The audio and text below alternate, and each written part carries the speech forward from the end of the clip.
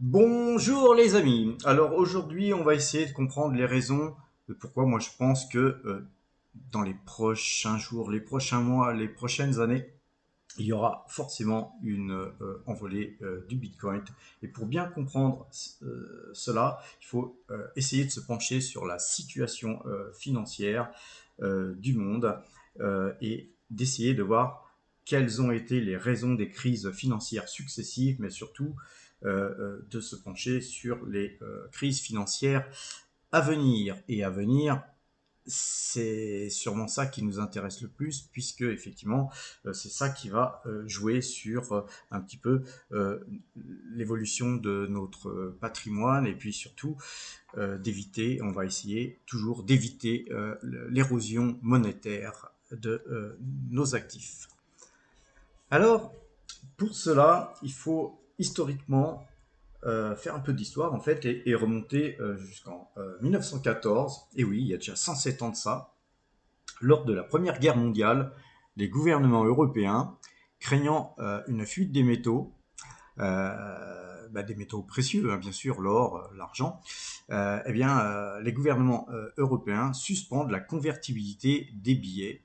C'était le début de la mort de l'étalon or. Cette fin plus ou moins annoncée de l'étalon or permit de financer la guerre par la planche à billets tout simplement. Et la conférence de Gênes en 1931 ainsi que les accords de Bretton Woods en 44 et en 71 inscrivirent dans le marbre la fin de l'étalon or. Alors là, je vous ai mis le graphe du Bitcoin un petit peu pour que vous puissiez comprendre que, si vous voulez, là, depuis 2011, effectivement, le Bitcoin avait peu évolué parce qu'en fait, il était encore peu connu, mais surtout difficile d'accès parce que la plupart des individus tels que vous et moi, on ne savait pas comment acheter du Bitcoin et on ne comprenait pas forcément la, la force cette crypto-monnaie. Alors, ce qu'il faut aussi ajouter à ce que je disais tout à l'heure, sous le président Nixon, le dollar rompit l'attachement alors qu'il avait. Et alors là, c'était vraiment le début de la fin, puisque en fait, en gros, en fait, on pouvait imprimer autant de dollars que qu'on voulait et sans en fait contrepartie or dans les caisses de l'État, ce qui était une façon un petit peu de spolier le peuple, quoi qu'on en dise.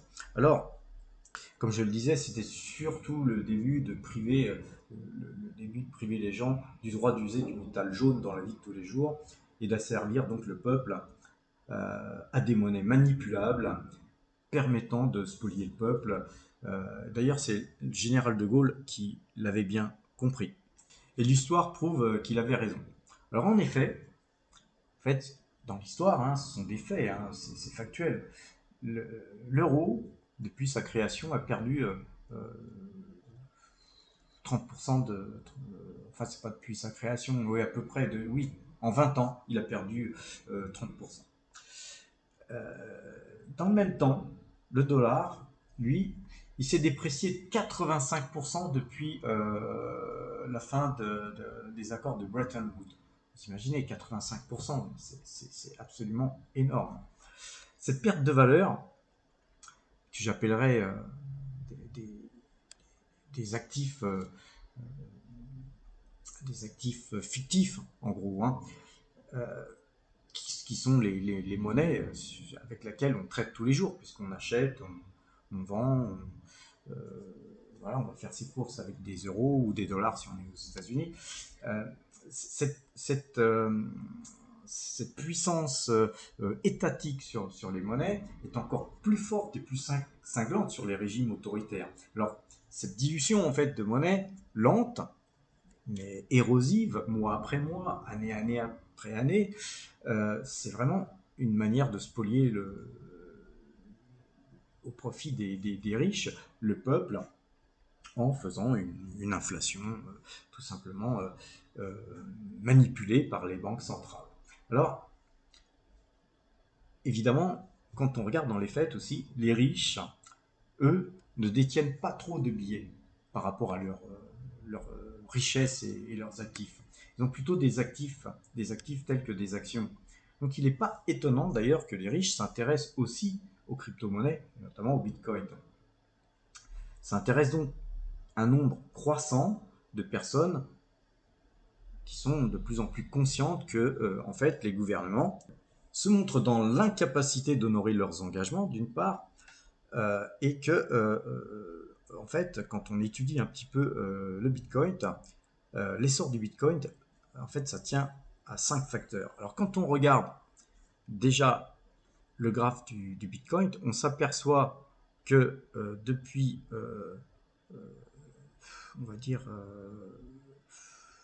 depuis 2001, depuis que l'euro, en fait, depuis que l'euro est en place, c'est une valeur qui était relativement stable et que depuis 2000, fin 2017, 2018, il a eu en quelque sorte un attrait par rapport à la crise financière qui se profilait et puis ensuite effectivement la, le marché l'a mis au même rang que la crise financière et ensuite il a un petit peu évolué dans un range un peu plus grand pour enfin sortir de son range et là je vous avais fait d'ailleurs une vidéo pour vous dire que là ici fallait bourrer que c'était donc on était à un peu plus de 20 000 dollars le Bitcoin. Et là, je vous avais dit, vraiment, ça va certainement aller à plus de 40 000. Effectivement, là, j'avais eu raison dans les faits. Et de là, je vous avais refait une vidéo pour vous dire qu'on allait aller dans la zone des 60 000. Et effectivement, l'histoire m'a donné raison. Ensuite, effectivement, là, c'était beaucoup plus compliqué. Et je vous disais, quand on a gagné tout ça, on met des stops pour protéger ses gains. Ce que j'ai fait, en fait, moi, personnellement, j'ai gardé quand même un peu de Bitcoin et de BNB, parce que j'ai des BNB aussi à ce moment-là. Et puis, je me suis replacé ensuite un petit peu tôt, mais avec moins, en fait, d'argent que dans tout ce mouvement-là. Donc ce qui est intéressant là maintenant, c'est peut-être de se poser des questions, vu l'évolution du Bitcoin, et de se positionner et de se dire quoi faire. Alors avant de prendre position, peut-être je vais essayer de vous expliquer qui pour moi, les 5 facteurs qui pour moi sont des facteurs qui vont contribuer à l'essor des crypto-monnaies et du Bitcoin euh, en particulier, puisque le Bitcoin c'est quand même le roi des crypto-monnaies.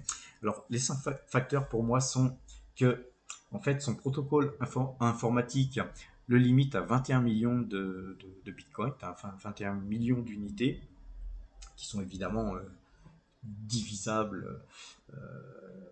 Évidemment, imaginez que les milliardaires veuillent acheter tous du Bitcoin. Effectivement, vous allez avoir une envolée du Bitcoin formidable et qui n'aura rien à voir avec déjà l'envolée que vous avez pu voir là sous vos yeux sur le graphique.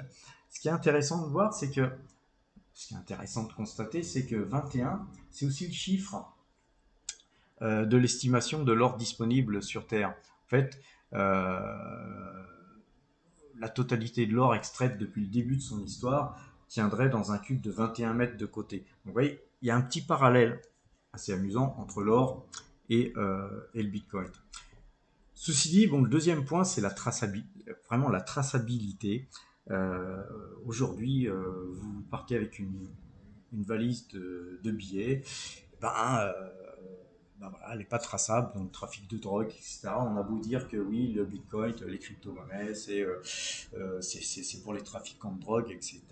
Je dirais que nini, les trafiquants de drogue, vous pouvez mettre n'importe quoi sur le marché, ils trafiqueront toujours et ils trouveront toujours un moyen de blanchir leur argent et rien de mieux d'ailleurs pour blanchir son argent que d'ouvrir des commerces. Donc en fait, les trafiquants de drogue, peut-être qu'ils utilisent le Bitcoin, mais ils utilisent aussi surtout les valises et le blanchiment de l'argent par tout un tas de systèmes et notamment par la création de commerces qui en fait leur permettent de blanchir leur argent. La quatrième raison, c'est la facilité de transporter son Bitcoin. Imaginez que autant de Bitcoin que vous puissiez avoir, vous la mettez dans votre clé USB ou tout simplement sur un compte sécurisé et puis vous pouvez dépenser votre argent ou la transférer d'un pays à un autre sans avoir à transporter vos lingots d'or et sans avoir le besoin non plus de passer la douane en déclarant tout simplement que vous passez d'un pays à un autre avec tant de millions. Là, c'est dans votre poche, dans une clé USB, c'est codé, il y a un code, c'est un anonymat le plus parfait possible. Et donc, effectivement, c'est très intéressant de pouvoir transporter son argent voilà, sans même avoir des frais de, de, de virement, hein, puisque si vous avez un compte en euros ou en dollars, vous souhaitez aller, je sais pas moi, à Singapour, vous voulez changer, virer votre argent là-bas, non seulement on va vous prendre des frais de virement, mais en plus on va vous demander des comptes, on va vous demander d'où vient cet argent, tout un tas de papiers, etc. Le Bitcoin, c'est paf, paf, vous virez et puis et même pas vous virez, vous partez avec votre compte et puis c'est plié, votre argent, elle est avec vous. La cinquième raison, c'est que c'est universel et c'est donc aussi international. En bref, le Bitcoin, ça permet d'éviter toute confiscation par le fisc. Hein. D'ailleurs, dans le mot confiscation, il y a le mot fisc, vous l'aurez remarqué.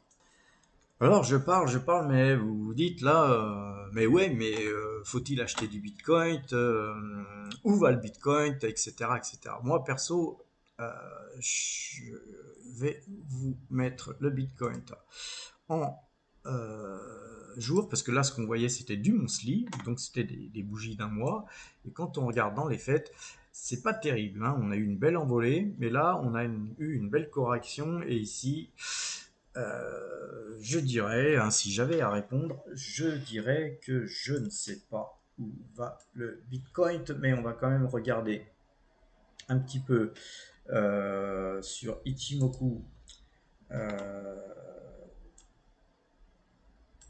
le graphique et on s'aperçoit que en gros ça reste acheteur mais que ça a besoin, je pense que ça a besoin de souffler un peu et que ça pourrait revenir toucher le Kumo, donc le nuage ici. Et donc il n'est pas impossible de revenir sur les 40 000 dollars, 40, 41 000 dollars avant de repartir, voire de casser puis de repasser baissier. Hein.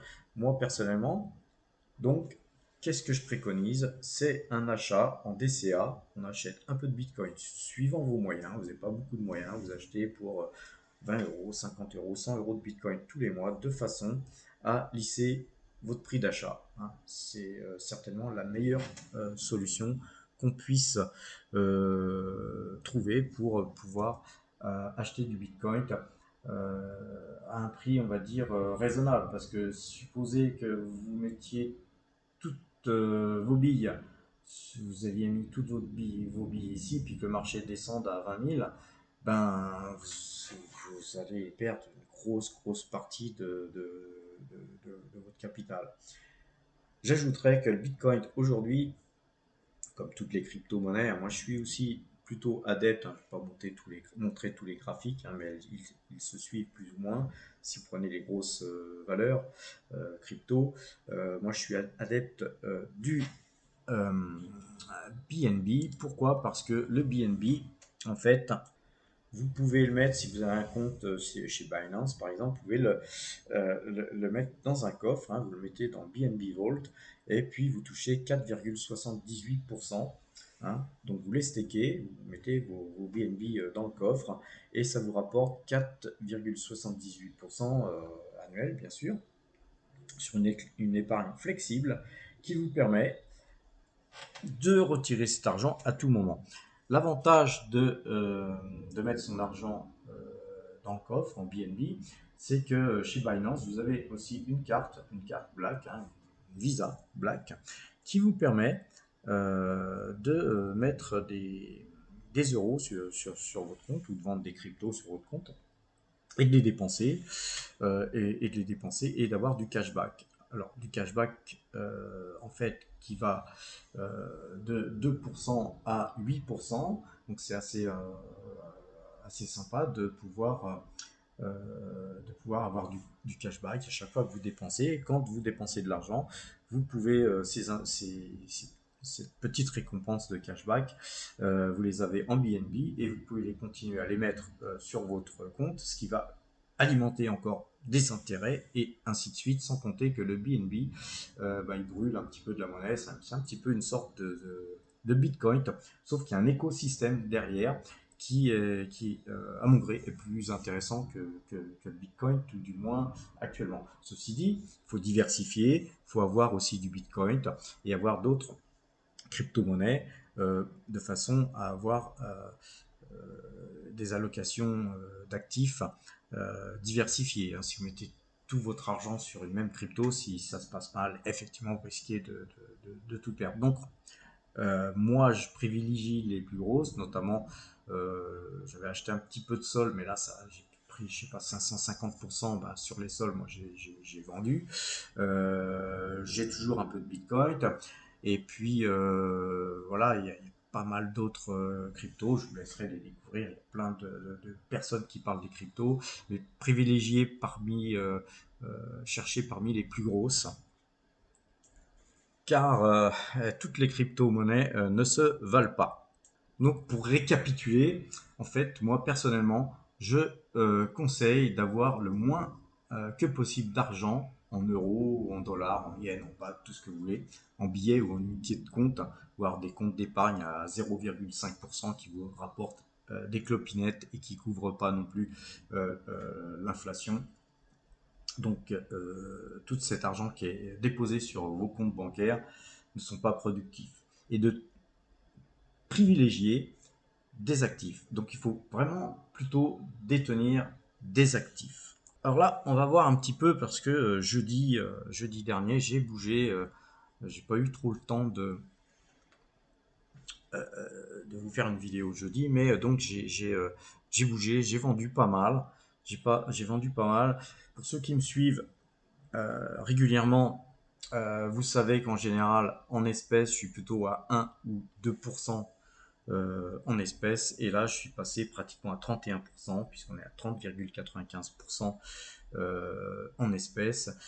Et donc là, j'applique pas du tout la règle que je vous ai dit préalablement, d'éviter de détenir des euros, des dollars, ou etc. Et là, effectivement, j'ai 30% de mes actifs qui sont donc libellés en euros. Mais ce n'est que temporaire parce que quand on fait en fait des investissements financiers, il faut savoir arbitrer et il faut savoir aussi se mettre en cash temporairement quand des occasions se présentent. Et donc j'en ai profité pour nettoyer un petit peu le portefeuille de certaines valeurs qui avaient déjà des gains et qui plafonnaient. Donc je pense pouvoir les reprendre un peu plus basses à des prix plus acceptables. J'en ai profité aussi pour nettoyer des actions comme Kodak, qui étaient des actions gratuites que j'avais conservées mais qui m'avaient rien coûté. Et donc, mais effectivement, c'est une valeur par exemple, elle, Kodak, plafonnait. Donc, inutile de garder non plus des valeurs poussiéreuses qui n'ont pas d'avenir.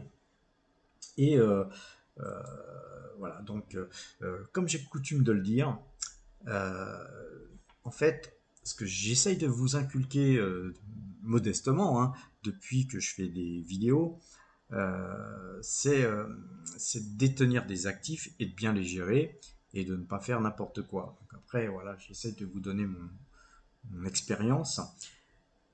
Je vais le répéter, essayer de regarder d'autres vidéos que j'ai faites hein, où je parle des riches, des pauvres et de la classe moyenne. J'ai coutume de dire que les riches, bien sûr qu'ils ont de l'immobilier, mais ils ont énormément d'actions. Hein. Ils investissent beaucoup plus dans la bourse que dans l'immobilier. Alors évidemment, eux, quand ils ont un parc immobilier, ils ont 2, 3 immeubles, 10 immeubles, 100 immeubles, et puis leur résidence principale qui coûte 20 millions de dollars. Mais pour nous, effectivement, gens du peuple, ça représente énormément. Mais ça, c'est l'arbre qui cache la forêt, parce que derrière, ils ont des milliards investis en bourse. Et voilà, tandis que la classe moyenne, elle investit que dans l'immobilier, elle se saigne à blanc pour détenir leur résidence principale qui vont payer durant toute leur vie, euh, les, euh, les rendant serviles et, et complètement esclaves en fait de leur habitation. Alors ça c'est une vision de ma part, hein, mais de l'autre côté, j'ai moi-même acheté de l'immobilier quand j'ai commencé à investir. Certains qui investissent dans l'immobilier ensuite locatif pour essayer de gagner de l'argent avec ça, mais alors là, ça devient plus intelligent et il faut le faire effectivement. Et puis ensuite, bon, un petit portefeuille action parce que en général, la classe moyenne, elle tremble un peu de perdre son argent et puis les pauvres, alors eux, bah, ils achètent des trucs, hein, ils investissent pas, ils dépensent tout ce qu'ils ont et parfois quand il leur reste 10 euros, bah, vous les voyez à Lidl ou je ne sais où en train de chercher quoi acheter avec ces fameux 10 euros qui leur restent, alors qu'ils pourraient tout simplement eux aussi les investir. Alors, quels sont les actifs qui vont vous mettre à l'abri de toute manipulation monétaire? Moi, je recommande 5 types d'investissements. Alors, vous avez l'immobilier d'abord, qui est le plus simple. Vous avez les actions internationales. Vous avez l'or physique. Puis vous avez aussi les crypto-monnaies. Le dernier actif dans lequel peu de gens pensent investir, c'est d'investir dans soi-même. Investir dans soi-même, c'est pourquoi pas créer une société ou pourquoi pas se payer des bouquins, des études qui vont vous permettre de créer des sociétés ou de pouvoir gagner plus, qui vous permettra d'investir plus et de devenir riche plus vite. Cela va bien sûr sans dire.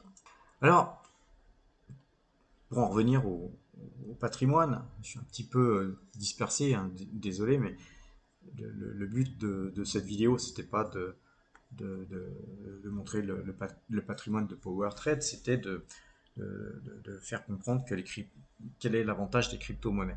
Alors, comme vous le voyez, Coca-Cola, ça a été supprimé du portefeuille actuellement. Beaucoup de valeurs sont sorties euh, du patrimoine. De mémoire, ce que j'ai sorti, hein, j'ai pas une mémoire phénoménale, mais donc on a sorti l'intégralité de Coca-Cola, on a sorti Schneider, on a sorti à peu près la moitié de Taiwan Semiconductor qui a bien monté, on a essayé de ramasser ça un peu plus bas, on a sorti Realty Income qui a bien monté aussi, et Philips 66. Et donc, on se retrouve avec 176 000 et des broquettes euros en liquidité, soit 31% environ du patrimoine. Alors, quand on regarde dans les faits l'évolution de notre patrimoine depuis 1997, on voit que c'est un petit peu erratique, mais que tout est orienté à la hausse. Donc, il faut savoir que des périodes de baisse, quand on fait des investissements, c'est inéluctable, hein. Vous ne pouvez pas gagner tous les jours, tous les jours, tous les jours en bourse. J'ai connu des centaines et des centaines d'investisseurs, des gens qui font aussi bien du trading que du long terme, marché action, etc., euh, qui gagnent de l'argent tous les jours. Forcément, il y a des périodes de baisse et il y a des périodes parfois qui peuvent être de baisse très fortes et même très longues.